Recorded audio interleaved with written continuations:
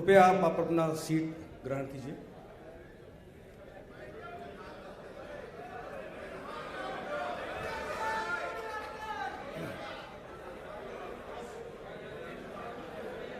नमस्कार। आम आदमी पार्टी की town hall with Shri Arvind Kejriwal की कार्यक्रम में आप सबका स्वागत है। आप इतनी बड़ी संख्या में यहाँ पर उपस्थित रहे, हमारा सबका यहाँ पर मनोबल बढ़ा है, इसके लिए हम सब आपके लिए कृतज्ञ हैं। यहाँ पर हम आज इकोनॉमी के बारे में डिस्कस करेंगे, बिजनेस के बारे में डिस्कस करेंगे, ट्रेड के बारे में डिस्कस करेंगे और एजुकेशन के बारे में डिस्कस करेंगे। जो दिल्ली में अरविंद जी ने एक काया पलट काम किया है,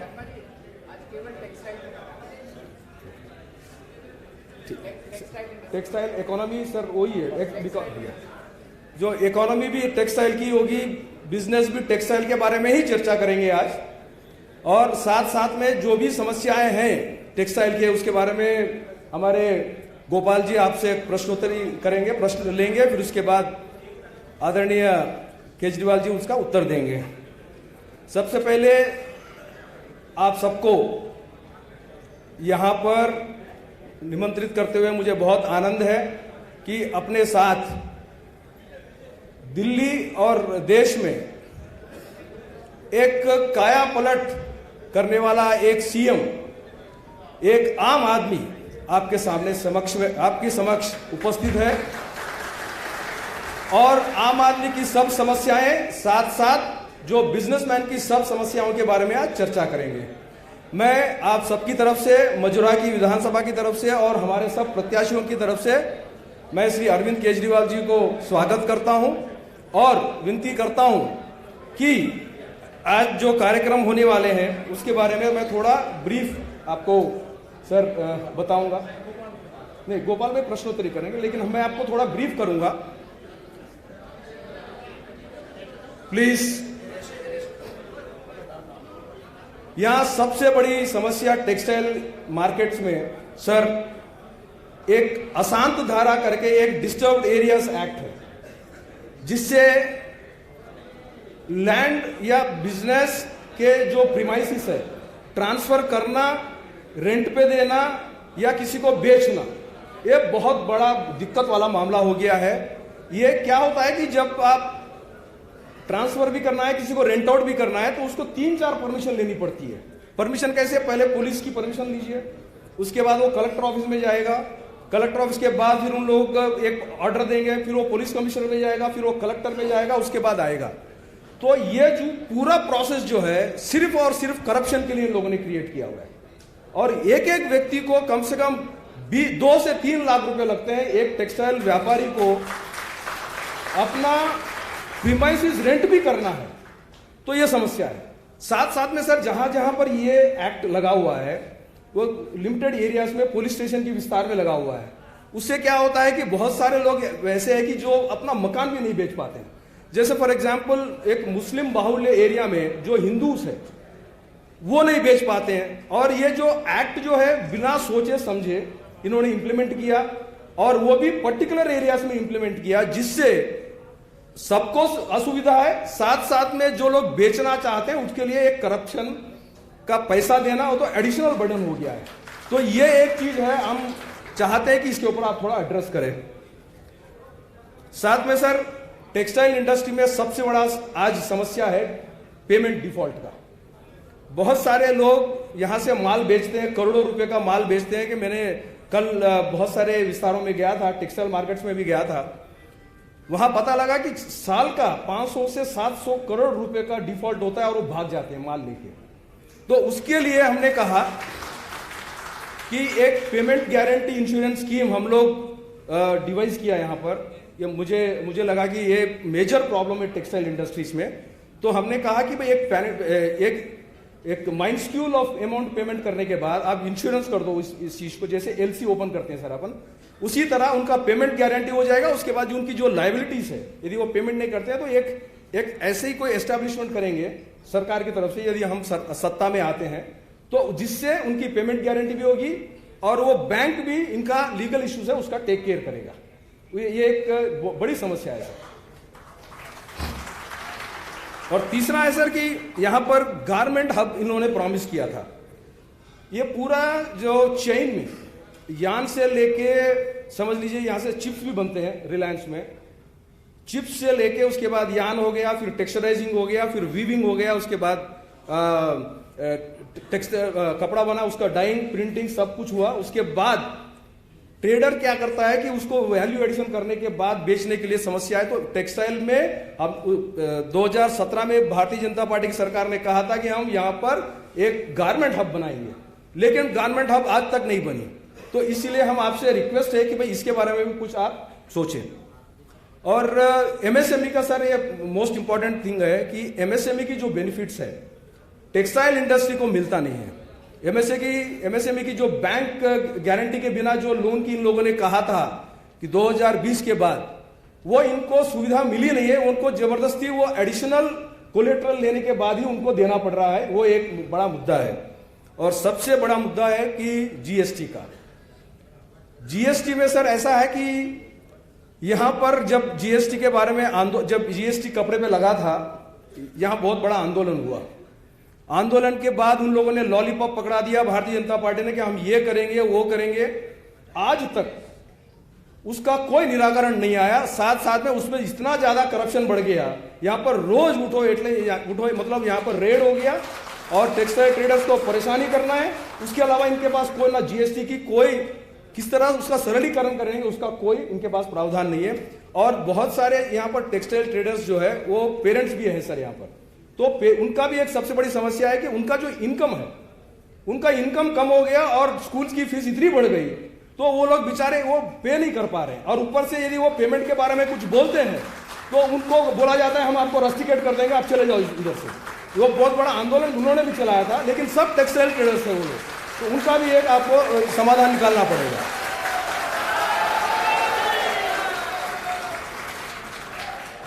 धन्यवाद सर। एंड आप सब लोग इतनी बड़ी संख्या में हैं, आज अरविंद केजरीवाल को सुनने के लिए आए हैं। तो आप सबका फिर एक बार आपका सबका आह्वान करते हुए मैं विराम करता हूं। वंदे मातरम, भारत माता की जय।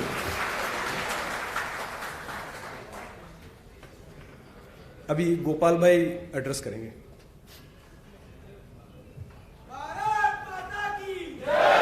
સૌનું આ ટેક્સટાઇલના વેપારીઓ સાથેના સંવાદ કાર્યક્રમમાં સ્વાગત છે। ના એ તો હું ખાલી સવાલ જવાબ માટે જ ઊભો થયો છું। આજે જે કાંઈ સાથી મિત્રો અહીંયા પધાર્યા છે એમને ટેક્સટાઇલના વ્યવસાય સાથે સંકળાયેલા વેપારી મિત્રો અને વ્યવસાય સાથે અન્ય રીતે જોડાયેલા મિત્રો જે અહીંયા પધાર્યા છે એમને માનનીય મુખ્યમંત્રી શ્રી અરવિંદ કેજરીવાલજી સાથે ડાયરેક્ટ વાતચીત કરવા મળે એ માટે બધાએ પ્રશ્નો લખીને આપ્યા છે। એ પ્રશ્નો મેં બધા વાંચ્યા પછી મોટાભાગના જે એક જ પ્રકારના પ્રશ્ન હોય જીએસટી કે બીજા બાબત એને શોર્ટલિસ્ટ કર્યા છે। હું કેટલાક સાથી મિત્રોનું નામ બોલીશ, એ લોકો માનનીય અરવિંદ કેજરીવાલજી સાથે વાતચીત કરશે। આપણી સાથે સૌથી પહેલા છે ભાગચંદ અગરવાલ છે, એમને માઇક આપજો। ભાગચંદ અગરવાલ 84 થી છે, એમની વાત રજૂ કરશે। नमस्कार सर, हमारा मेन मुद्दा यही है कि जो फ्रॉड व्यापारी यहाँ से जो चीटिंग करके जाते हैं उनके विषय में अभी भाई साहब ने बताया, उसके बारे में विचार किया जाए। धन्यवाद। ત્યાર પછી લલિત કુમાર જૈન છે, વેસુથી છે, એ પોતાનો પ્રશ્ન રજૂ કરશે। લલિત કુમાર જૈન।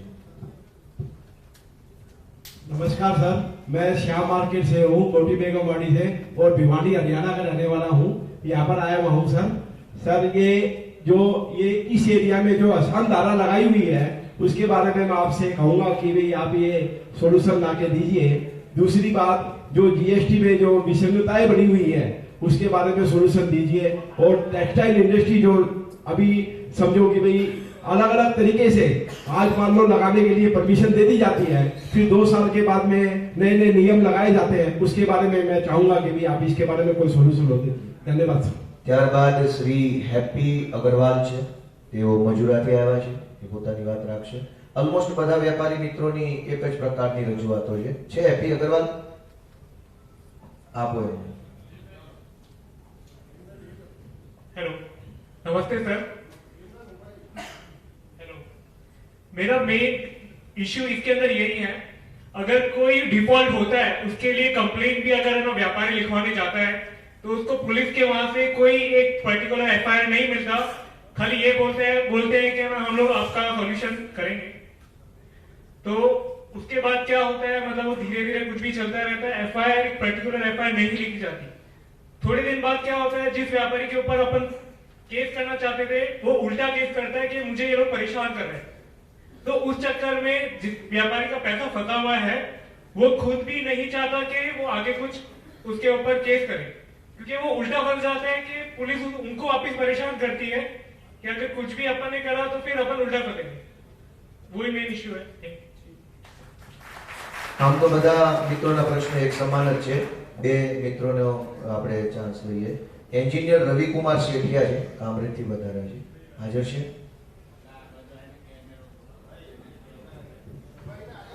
ના હોય તો એમના પછી વિનોદભાઈ પંચારિયા છે, 84.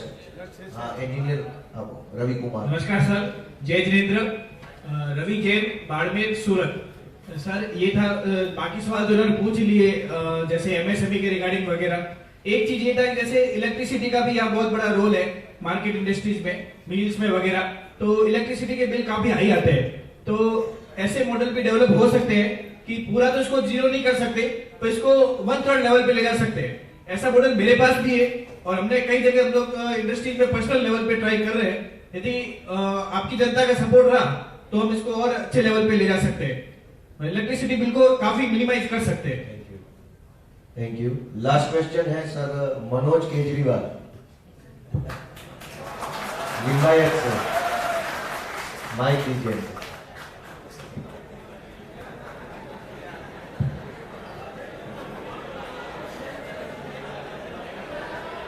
છે કે નહીં? છે, આગળ આવીએ.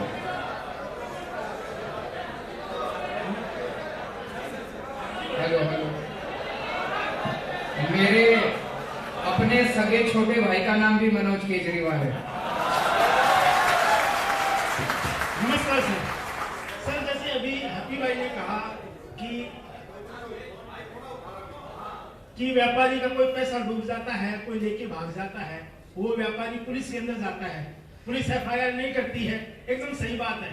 वो व्यापारी त्रस्त है एकदम कि अगर मैंने एफआईआर कर दी तो उल्टा वो कहते हैं ना, उल्टा चोर कोतवाल को डांटे, वो बात हो जाती है. सर यहाँ सर इस तकलीफ से गुजर चुका हूँ. तकलीफ भी होती है कि मेरा पैसा मैं मांग रहा हूँ और मेरे को नहीं मिल रहा, मैं हैरेसमेंट हो रहा हूँ.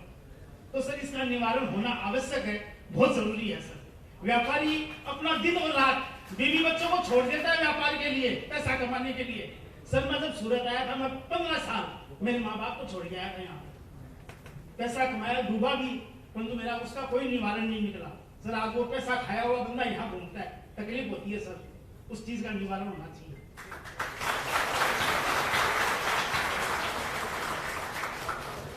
છેલ્લે હા બોલો, આપો એમને. Hello. Yes sir. So sir मैं एक स्टूडेंट काउंसलर हूँ एंड एवरी डे मैं मोर देन 1000 स्टूडेंट्स को काउंसिल करता हूँ. मेरा एजुकेशन रिलेटेड सवाल है कि आज के युवा, मतलब हम लोग 50 से 60 लाख रुपए लोन उठा के पढ़ाई करते हैं. I did my MBA from Canada and I came back and right now I am counselling students. So सवाल ये है कि हम 50-60 लाख रुपए लगा के आज अगर हम जॉब मांगने जाते हैं तो हमें 20,000 की जॉब नहीं मिलती. और स्टूडेंट्स को सबसे बड़ी बात यह है कि स्टूडेंट्स, अभी आपकी पार्टी का काम हमने दिल्ली में देखा है, हम आपके साथ जुड़ना चाहते हैं, पर हमें कोई अपॉर्चुनिटी नहीं मिलती कि हम हमारे देश के लिए कुछ कर पाए. आई केम बैक फ्रॉम कैनेडा कि मैं अपने इंडिया में कुछ कर पाऊं अपने देश के लिए, लेकिन हमें ना जॉब मिल पाती है, ना हमें उस लेवल की ग्रोथ मिल पाती है, ना पकड़ मिल पाती है, ना पावर मिल पाती है कि हम कुछ कर पाए. और यहाँ देखा जाए तो दूसरी पार्टीज की इतनी ज्यादा पावर और इन्फ्लुएंस है कि वो किसी को भी ऊपर आने नहीं देते. तो ये चीज का हमें एक सपोर्ट चाहिए आपकी तरफ से कि जो यूथ है, जो यंग है, आज 1000 बच्चों को मैं काउंसिल करता हूँ, उनके दिमाग में एक ही सवाल होता है कि हम फ्यूचर में इंडिया लेके क्या करें। 1000 बच्चों में से 800 बच्चों को कनाडा, यूएसए, अमेरिका जाना है। क्यों? क्योंकि उन्हें इंडिया में अपॉर्चुनिटी नहीं है, उनको इंडिया में ग्रोथ नहीं है। तो मैं चाहता हूं कि हमारे बच्चे इंडिया में रह के इंडिया के लिए कुछ करें, और उसके लिए हमें आपका सपोर्ट चाहिए sir. Thank you. Thank you so much. બધાનો ખૂબ ખૂબ આભાર। એક લાસ્ટ ક્વેશ્ચન જીતુભાઈ સુરાણા છે, ત્યારબાદ આપણે આ સેશન પૂરું કરીએ, આગળ વધારીએ। જીતુભાઈ હાજર છે? જીતુભાઈ સુરાણા છે? આભાર। सर नमस्कार। हम 2017 से एक पेरेंट्स एसोसिएशन चला रहे हैं, सूरत पेरेंट्स एसोसिएशन। शिक्षा को लेके एक एक्ट आया था 2017 में, जिसमें कहा गया था कि सूरत मतलब गुजरात की जमीन पर जितनी भी स्कूलें हैं उसका फीस 15 से 30 हजार रुपया होगा। और ये मेरी बात पर्सनल हमारे शिक्षा मंत्री, पूर्व शिक्षा मंत्री चुड़ासमा जी से बात हुई थी सर। तो हमने काफी आंदोलन किया कि कहीं न कहीं जाके कोई इफेक्ट आएगा और शिक्षा में कुछ सुधार होगा, लेकिन उसके बनिस्पत एक एफआरसी फीस रेगुलेटरी कमेटी खोली गई, जो एक तरह से शब्द का यूज नहीं हो, आप समझ सकते हो, वो एक केंद्र बन गया मीडिएटर का कि यहां से वहां आगे पीछे किया जाए। और जो फीस जस्टिफाई नहीं होती थी, कम होती थी, उसको उल्टा बढ़ा दिया गया। शिक्षा के अंदर में इतना व्याभिचार, इतना भ्रष्टाचार है। यहाँ मेरे मित्र 100 लोग बैठे हैं जिनको पेरेंट्स को मैं साथ लेके आया हूँ यहाँ पे। सर इनकी आंखों से आंसू निकल जाते हैं। कमाई कम हो गई, पढ़ा नहीं पाते हैं बच्चों को। अब तो स्कूलों की गुंडागर्दी यहाँ तक पहुंच गई है। ये मैं इतना खुला बोल रहा हूँ, मेरी बात पहुंचेगी, मेरे ऊपर एक्शन हो सकता है। मैं जहां तक समझता हूं मेरे साथ कोई खड़ा होगा नहीं खड़ा होगा, लेकिन मैं आज जोखिम लेके बात कर रहा हूं। ये लोग फीस नहीं भर पाते हैं और इनके बच्चों को रेस्टिकेट किया जाता है सर। ये है शिक्षा का मॉडल। यहाँ पे मेरी बात अगर ऊपर तक पहुंचती है तो ये सुधार करेंगे, वरना यहाँ से जैसे अभी एक भाई ने बोला, बच्चे निकल के कोई कनाडा जा रहा है, कोई अमेरिका जा रहा है, कोई यूएस जा रहा है, क्योंकि यहाँ की शिक्षा से वहां की शिक्षा अच्छी भी है और सस्ती भी है और वहां पे रोजगार की गारंटी भी है। तो हम किस तरफ जा रहे हैं सर, हमें कुछ समझ में नहीं आ रहा है। आपसे बहुत बड़ी उम्मीद लेके हम लोग खड़े हैं, हमारे पेरेंट्स खड़े हैं और यहाँ पे इतने व्यापारी खड़े हैं। और जो चीजें हैं, बहुत लोग खुल के बोल नहीं पाते हैं सर, बहुत लोग नहीं, क्योंकि बहुत दबान भी होता है सर। तो हमें उम्मीद है इस बार अगर आप आएंगे तो हमें सोल्यूशन मिलेगा, वरना जो लिखा वो हमारे साथ होगा, हम उसके लिए तैयार है भुगतने के लिए सर। एलसी दी गई है हमारे बच्चे को, गौतम 25 एलसी आई है और स्कूल वाले इतनी ये असमयता नहीं के जुवेनाइल एक्ट 75 में संचालक को सजा होनी चाहिए, उनके विरुद्ध केस होना चाहिए। उनके विरुद्ध कोई नहीं होता है। जब हम कंप्लेन करते हैं तो बोलते हैं नहीं भाई स्कूल वाला बहुत ताकतवर, हम उसके सामने नहीं लड़ सकते। ये तो हमारे सरकारी अधिकारियों का बयान है। मैं एक बार, मेरे मित्र गौतम खड़े हैं, वो अपनी कथा करनी सुनाएंगे। 2 मिनट सर, 1 मिनट खाली। नमस्कार सर। जैसे कि वैसे ज्यादातर तो सुराना जी ने इस बात को क्लियर कर दिया। मेरी बच्ची को एलसी दिया गया बीच में, ये बोल के कि फीस आपने नहीं भरी। फीस का मुद्दा गवर्नमेंट लेके आई थी 2017 में कि भाई आपको 15, 25 और 27 फीस आपकी प्राइवेट स्कूलों की होगी। वो मुद्दा आगे पब्लिक में चला गया। उसके बाद किसी ने कोई सुनवाई नहीं है। स्कूल बोलता है एफआरसी में जाओ, एफआरसी बोलती है डीओ में जाओ, डीओ बोलता है कहीं जाओ। डीओ तो साफ बोलता है मेरे हाथ में कोई पावर नहीं है। मेरे को तो है, मैं एलसी लेके गया हूँ, मैं धक्के खा रहा हूँ 1 हफ्ते से। मेरी बच्ची घर पे बैठी है, वो रोज सवाल पूछते पापा मैं कब जाऊंगी, पापा मैं कब जाऊंगी। मैं स्कूल में 1 हफ्ते से चक्कर काट रहा हूँ। मैं उनको बोला भाई आप फॉरवर्ड डेट का लेके इसको आप कंप्लीट कर दीजिए, लेकिन कोई सुनवाई नहीं है। कोई भी कुछ भी सुनवाई नहीं है। कहीं पे मैं जा रहा हूँ, हाथ जोड़ रहा हूँ, कोई सुनवाई नहीं है। बोले तेरे पे जो होता है वो कर लो। वो टारगेट करते हैं। हम लोग 2000 पेरेंट्स थे, जो आगे आता है उसके खिलाफ कार्रवाई कर देते हैं। सुराना जी के खिलाफ कार्रवाई कर दी, उसके बाद मैं आगे आया, मेरे खिलाफ कर दी। जो आगे आएगा उसके खिलाफ उसका एक्शन हो जाएगा। स्कूल बोलता है बोले तुम पे जो होता है वो करो, प्रशासन बोलता है हमें कुछ नहीं पता। Thank you so much. બધાનો ખૂબ ખૂબ આભાર। હવે કાર્યક્રમને આપણે આગળ વધારીએ। માનનીય પીવી શર્મા સાહેબને વિનંતી કરીશ આગળ વધારે। धन्यवाद। आप सबने अपनी अपनी समस्याओं का निदान के लिए अपने आदरणीय केजरीवाल जी से निवेदन किया और हम सब उनको सुनना चाहते हैं, तो मैं अभी रिक्वेस्ट करता हूं श्री केजरीवाल साहब से।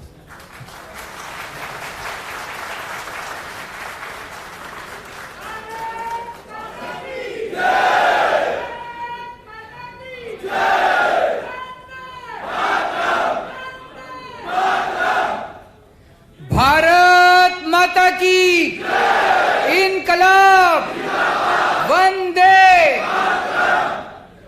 आज इतनी भारी संख्या में आप सब लोग यहाँ पे पधारे, पूरा हॉल खचाखच भरा हुआ है और बहुत सारे लोग बाहर भी खड़े हुए हैं। आप सब लोगों का तहे दिल से बहुत बहुत शुक्रिया, बहुत बहुत आभार।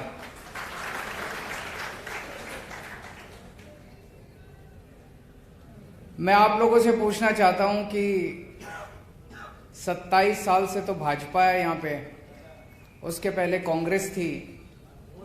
कभी किसी भी पार्टी ने चुनाव के पहले, चुनाव के बाद, सरकार ने कभी आपसे ऐसे आमने सामने बातचीत करी आपकी समस्याएं जानने के लिए? धमकाते हैं बस, कभी आज तक बातचीत नहीं करी। ये पहली बार हो रहा है। पिछले 6 महीने से मैं गुजरात आ रहा हूं। आज हम टेक्सटाइल के ओनर्स के साथ, कर्मचारियों के साथ बात कर रहे हैं। कई सारे पेरेंट्स आए हुए हैं, उनसे बात कर रहे हैं। हमने अलग अलग मुद्दों पे गुजरात के अलग अलग हिस्सों में जाके जनता के साथ बातचीत करी, उनकी समस्याएं समझने की कोशिश करी कि क्या समस्या है, तभी तो समाधान निकलेगा।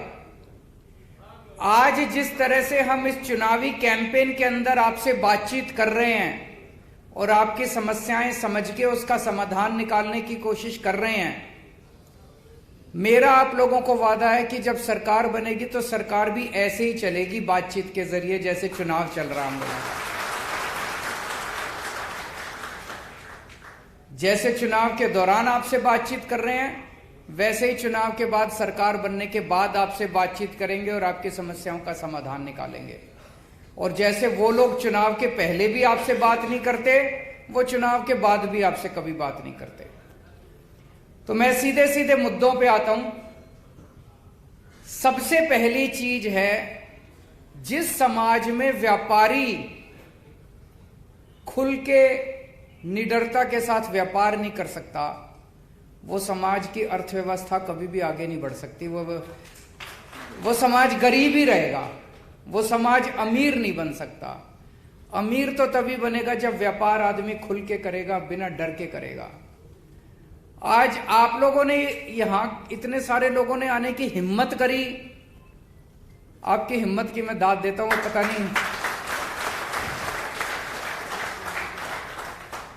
पता नहीं कितने आप में से कितने लोगों के नोटिस वोटिस आ जाएं, रेड वेड हो है कि नहीं है? ऐसा डर का माहौल पैदा कर रखा है इन्होंने, ऐसा डर का माहौल पैदा कर रखा है।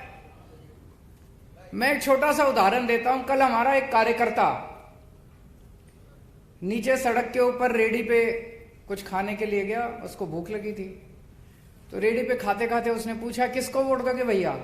बोले भाजपा। फिर बैठ गया वो, वहां पे स्टूल पड़ा था, स्टूल पे बैठ के खाने लगा, बातचीत होने लगी। थोड़ी देर बाद रेडी वाला कहता है कि सर हमारी पूरी गली झाड़ू को वोट दे रही है, मैं भी झाड़ू को वोट दे रहा हूं। सो उसने पूछा भाई भाजपा क्यों बोला? बोला सर आप शक्ल से भाजपा वाले लग रहे थे, मैंने सोचा मारोगे मेरे को। बताओ, एक आम आदमी गुजरात के अंदर ये नहीं बता सकता कि मैं इसको वोट दे रहा हूं कि उसको वोट दे रहा हूं। क्या डर का माहौल है गुजरात के अंदर। गलत तो नहीं कह रहा जी? मैं तो अब ये कह रहा हूं कि सड़क पे ये जो सर्वे करने वाली कंपनियां आ रही हैं पूछने लोगों से, जितने भाजपा बोल रहे हैं वो वोट झाड़ू को देने वाले हैं। और देख लेना, कुछ चमत्कार ही होने वाला है इस बार, परिवर्तन। तो सबसे पहले तो आपका डर खत्म करूंगा मैं। हमारी सरकार बनेगी, निडरता से काम करना, किसी से डरने की जरूरत ही नहीं है। किसी का कुछ छीन के खा रहे हैं क्या?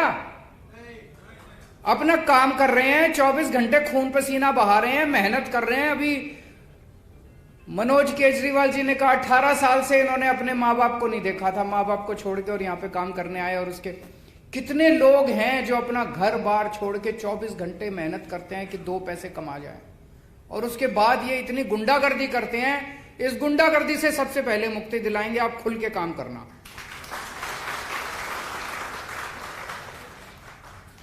सम्मान देंगे आपको।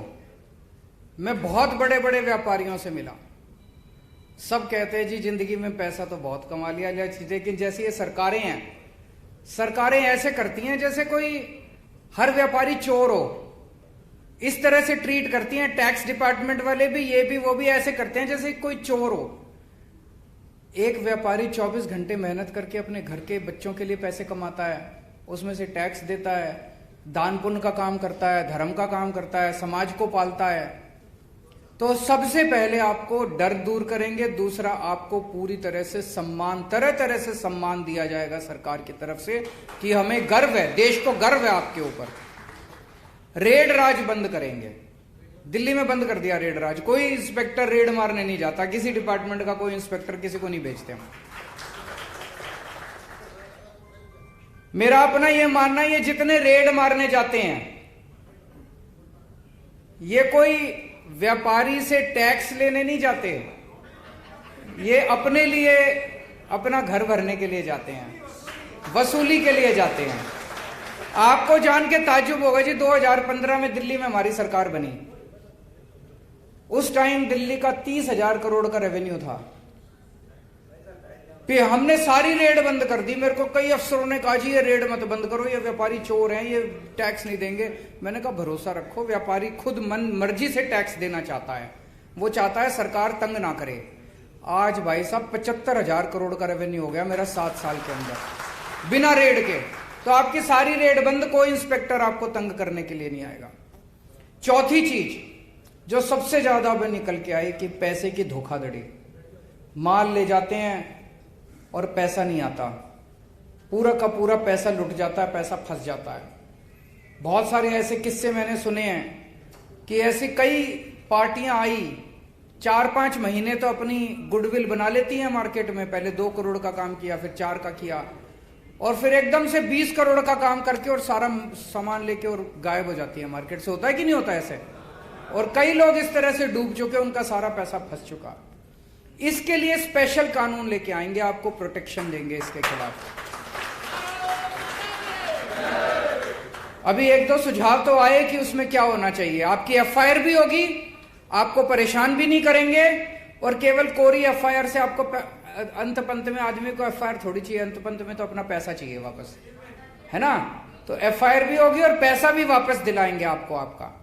और ये पेमेंट की प्रॉब्लम केवल सूरत की या गुजरात की नहीं है, पूरे देश की है। जितने व्यापारी हैं, मैं तो व्यापारी समाज से आता हूं, जितने व्यापारी हैं सब इस पेमेंट की प्रॉब्लम से जूझ रहे हैं। मैं समझता हूं गुजरात के लोगों के साथ मिलके, सूरत के लोगों के साथ मिलके एक नया ऐसा कानून लेके आएंगे जो शायद पूरे देश को एक दिशा दिखाएगा, पूरे देश के लिए इस समस्या का समाधान निकल सकता है। आज व्यापारी के सामने सबसे बड़ी समस्या पेमेंट की धोखाधड़ी की है। इसके लिए सख्त कानून बनाएंगे और आपकी पेमेंट आपको दिलाएंगे। 5वीं चीज, सूरत को गुजरात का नहीं पूरे देश का गारमेंट हब बनाएंगे। एक नया इंटीग्रेटेड टेक्सटाइल पार्क बनाया जाएगा जो पूरी तरह से एक्सपोर्ट ओरिएंटेड होगा। उसमें आपको तरह तरह की सुविधाएं दी जाएंगी। सुविधाएं सरकारी तौर पे इन द सेंस की, मान लो टैक्स ब्रेक्स हैं, टैक्स इंसेंटिव्स है, वो भी दिए जाएंगे, और सारी फैसिलिटीज भी बना के देंगे। अभी मेरे को पता चला मल्टी स्टोरीड बिल्डिंग्स में आप काम करते हैं, वहां ना पानी है ना सीवर है, बुरा हाल है आप लोगों का। इसको सारे को मॉडर्नाइज करेंगे, पूरी सारी समस्याओं का समाधान निकालेंगे। आपको पानी भी देंगे, सीवर भी देंगे, बत्ती भी देंगे, सस्ती बत्ती भी देंगे, सारी सुविधाएं दी जाएंगी ताकि हजारों बच्चों को रोजगार मिल सके, खूब प्रोडक्शन हो सके और देश को डॉलर के रूप में एक्सपोर्ट इनकम भी हो सके। छठा, एमएसएमई का बेनिफिट आप लोगों को नहीं मिलता। आप अगर लोन लेने जाते हो तो कोलेटरल मांगा जाता है, तो एक तो सबको एमएसएमई का बेनिफिट भी दिलाएंगे और अभी जो 25 लाख रुपए की लोन की लिमिट है उसको 1 करोड़ रुपए लोन की लिमिट किया जाएगा। 7वां जीएसटी से बहुत सारी परेशानियां हैं। जीएसटी के रेट से परेशानी है, उसको हम केंद्र सरकार के साथ उठाएंगे। और जीएसटी को लागू करने में बहुत ज्यादा दिक्कतें हैं, उसको सिंगल विंडो बना के इसको, वो हमारे हाथ में है। जीएसटी के रेट तो केंद्र सरकार के हाथ में है, लेकिन जीएसटी का एडमिनिस्ट्रेशन जो है यहाँ पे लोकल लेवल पे, वो हमारे हाथ में है। उसको सिंप्लीफाई करेंगे ताकि आप लोगों को जीएसटी को लागू करने में किसी भी तरह की कोई दिक्कत है, परेशानी है, भ्रष्टाचार है, उसको खत्म किया जा सके। 8वीं बेसिक इंफ्रास्ट्रक्चर दिया जाएगा, जो अभी मैंने कहा आप लोगों का बिजली, पानी, सीवर, ये सारा इसका इंतजाम किया जाएगा। 9वां बिजली के रेट बहुत ज्यादा हैं, इसको बिजली के रेट आप लोगों के लिए सस्ते किए जाएंगे। और 10वां, दिल्ली में हमने नया एक्सपेरिमेंट किया, door step delivery of services. जितनी भी सरकार की सर्विस है, आपको ये जान के ताज्जुब होगा, दिल्ली में हमने कई सारे सरकारी महकमों में ताला लगा दिया है कि अब यहां आने की जरूरत नहीं है। हमने एक नंबर दे दिया 1076, ये दिल्ली से ही काम करता है, ये यहां से काम नहीं करेगा। आपको दिल्ली सरकार से कोई भी काम हो, आपको कोई लाइसेंस लेना है, आपको किसी भी तरह का काम है, आप 1076 पे फोन करो, वहां से आवाज आती है, जी आपको क्या काम है, आप अपना काम बता दो। फिर वो कहता है, जी आपको, आपका ये काम करने के लिए मैं आपके घर कितने बजे आऊं।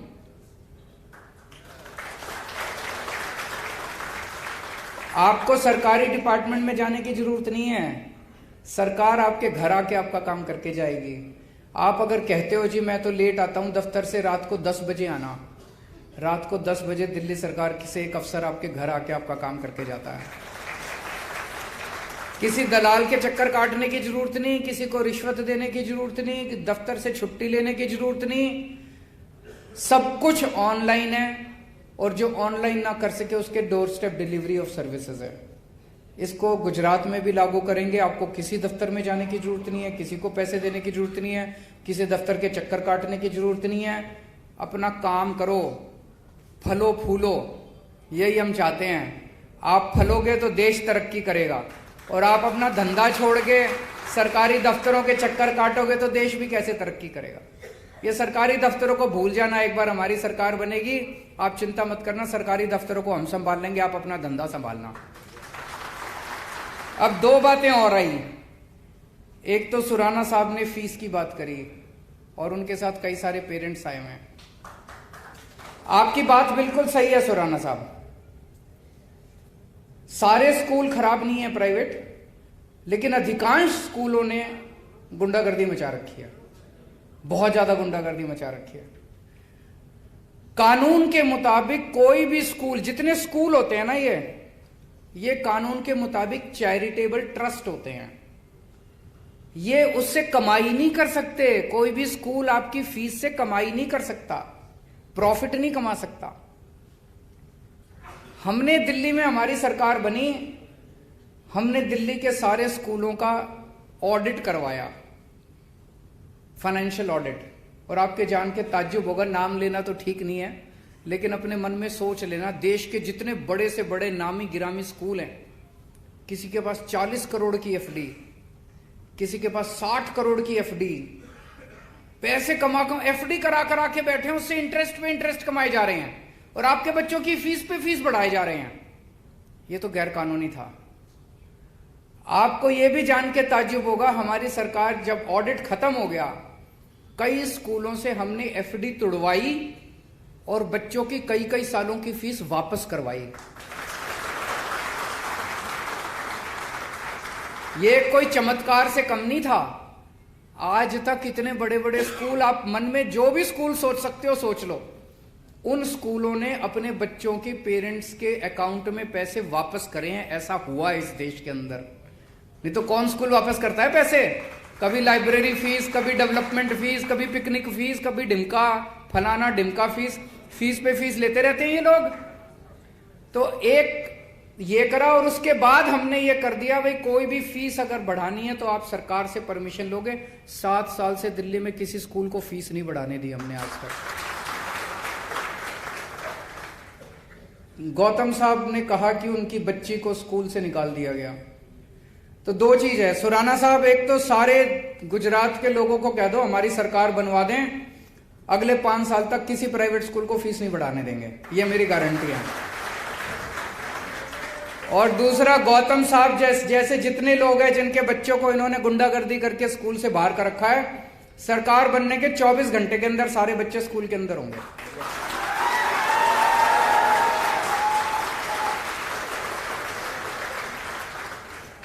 एक आपका नाम याद नहीं है, पीछे सरदार जी बैठे हैं, करण भाटिया साहब ने बहुत अच्छी बात उठाई। ये इस देश के युवा का दर्द है। इस देश, आप तो किस्मत वाले हैं, आपके पिताजी के पास पैसे थे, आप 30-40 लाख रुपए देके कनाडा से पढ़ाए। लेकिन इस देश की अधिकांश युवा जो हैं वो बेबस हैं, लाचार हैं। उनके पिताजी के पास पैसे भी नहीं है, वो तो कनाडा भी नहीं जा सकते। लेकिन उनके भी सपनों को पर लगाने का काम सरकार का है, उनके भी सपने पूरे करने का काम हमारा है। दिल्ली के अंदर हमने एजुकेशन सिस्टम बहुत शानदार किया। ऐसा नहीं कि सब कुछ अचीव कर लिया, अभी बहुत कुछ अचीव करना बाकी है। लेकिन हमें ऐसी शिक्षा व्यवस्था इस देश के अंदर तैयार करनी है कि हमारे बच्चों को कनाडा, अमेरिका और वो अभी वो जो देश है जहां वॉर चल रहा है, यूक्रेन में बताओ, मेडिकल करने के लिए, मेडिकल की पढ़ाई करने के लिए यूक्रेन जा रहे हैं हमारे बच्चे। हमारा देश कितना बड़ा देश है, कितना तरक्की कर चुका, और हमारे पास मेडिकल कॉलेजेस नहीं है। तो हम ऐसी शिक्षा व्यवस्था लेके आएंगे इस देश के अंदर, और दिल्ली के अंदर करके दिखा दिया। दिल्ली के अंदर सबके लिए एजुकेशन फ्री कर दी हमने, सब अमीर हो या गरीब हो, सबकी एजुकेशन फ्री है।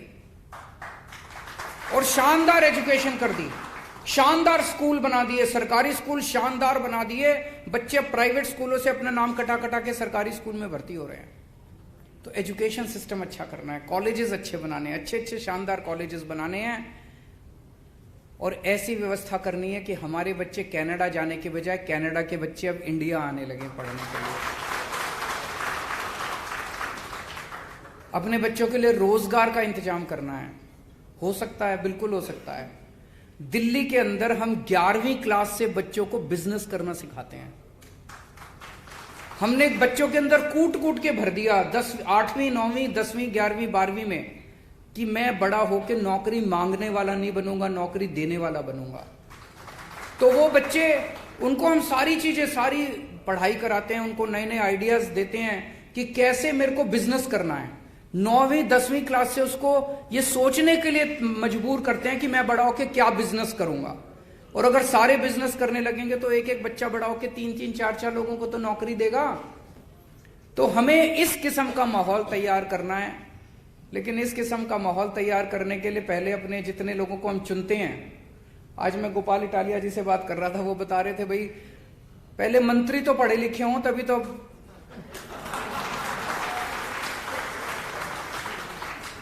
अब अगर हम ऐसे मंत्रियों को चुनेंगे, ऐसे एमएलए को चुनेंगे जो खुद अनपढ़ है, तो वो क्या आपके लिए स्कूल बनाएगा।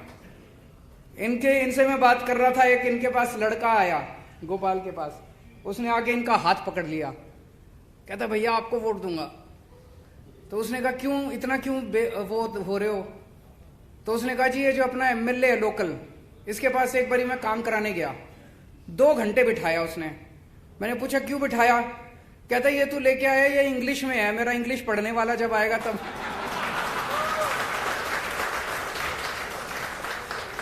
तो यार हम ये नहीं कह रहे इंग्लिश कोई बहुत अच्छी भाषा है या, लेकिन ऐसे लोगों को तो ले, मंत्री को तो अंग्रेजी तो पढ़नी आनी चाहिए, हिंदी तो पढ़नी, चलो अंग्रेजी नहीं गुजराती तो पढ़ ले कम से कम, ऐसा तो हो कम से कम अपना मंत्री।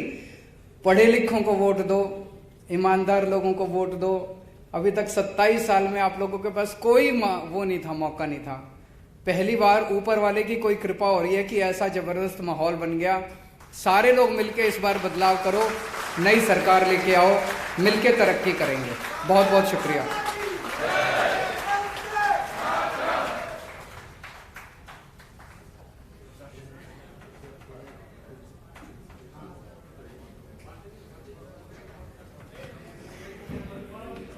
साथियों,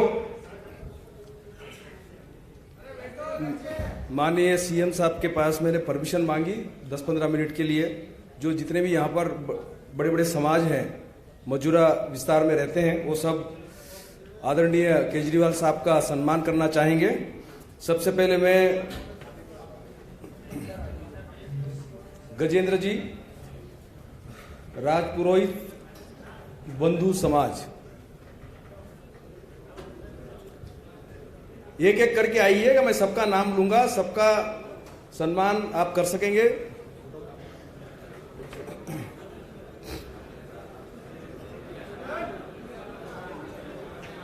आप आराम से बैठिए, आप ज्यादा सबको एक एक करके करेंगे।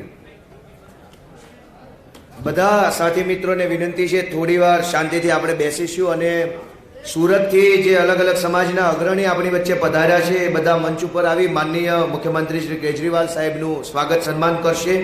શ્રી રાજપુરોહિત બંધુજી છે સ્ટેજ ઉપર પધારશે ઝડપથી। ત્યારબાદ શ્રી અગ્રા બંધુજી સ્ટેજ ઉપર પધારશે, અગ્રા બંધુ। ત્યારબાદ શ્રી જૈન બંધુ સુધા અને ગણેશ નાહટા, બધાને વિનંતી છે કે થોડીક ઝડપ રાખીશું આપણે। માનનીય શ્રી રાજપુરોહિત બંધુ, આગ્રા બંધુ, જૈન બંધુ, તેલુગુ સમાજ,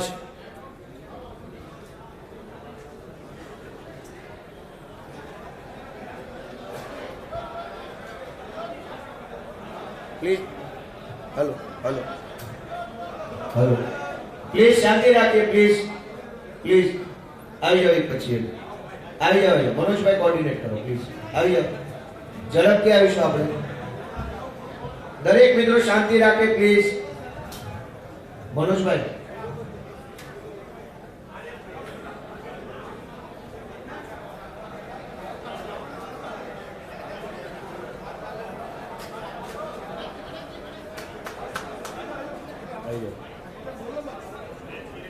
પ્લીઝ થોડીક આપણે ઝડપ રાખીશું। બધાને નમ્ર વિનંતી છે ઝડપ રાખવા માટે।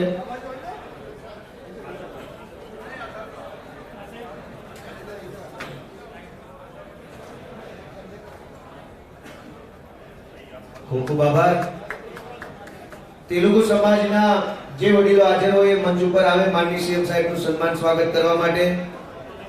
ત્યાર પછી ઉત્તર પ્રદેશ મિત્ર બંધુ શ્રી અરુણ શર્મા અને એમની ટીમ મંચ ઉપર પધારે માનનીય સીએમ સાહેબનું સ્વાગત સન્માન કરવા માટે। ત્યારબાદ શ્રી અગરવાલ બંધુ લકી,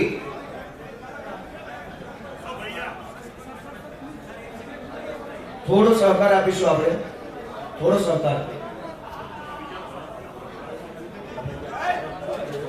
સ્પીડ આવે નકર ગડબડ થઈ જાય। તમે ત્યારે સેલ્ફી નહીં લો, તમે અહીંયા ઉભા રહો। શર્મા સાહેબ, બધાને વિનંતી છે કે થોડું